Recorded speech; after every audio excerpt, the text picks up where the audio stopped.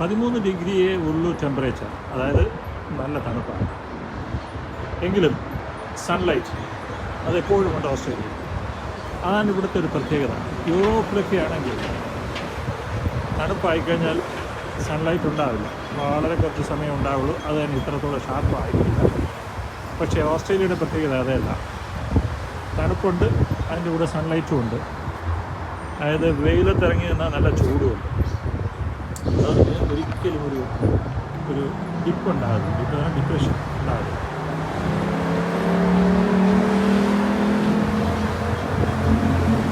എന്തുകൊണ്ട് മലയാളികൾ ഓസ്ട്രേലിയ ഇഷ്ടപ്പെടുന്നു? കൂടുതൽ മലയാളികൾ ഓസ്ട്രേലിയയിൽ എത്തുന്ന കാരണം മറ്റൊന്നുമല്ല, ഇവർക്ക് നല്ല വെതർ കണ്ടീഷൻ.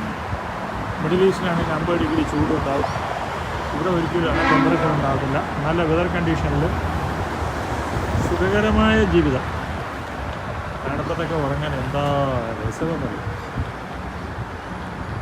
വഴിനോട്ട കാഴ്ചകൾ. ഞാൻ ബാലവേണു, മെൽബണിലെ റിച്ച്മോണ്ട് സ്റ്റേഷനിൽ നിന്നും. റിച്ച്മോണ്ട് എന്ന് പറയുന്നത് MCG, നമുക്കറിയാം ലോക ക്രിക്കറ്റിൻ്റെ ഈച്ചിലമാണ് MCG, Melbourne cricket ground. G എന്ന് ഷോർട്ട് ഫോമിൽ അറിയപ്പെടുന്ന സ്ഥലമാണ് MCG.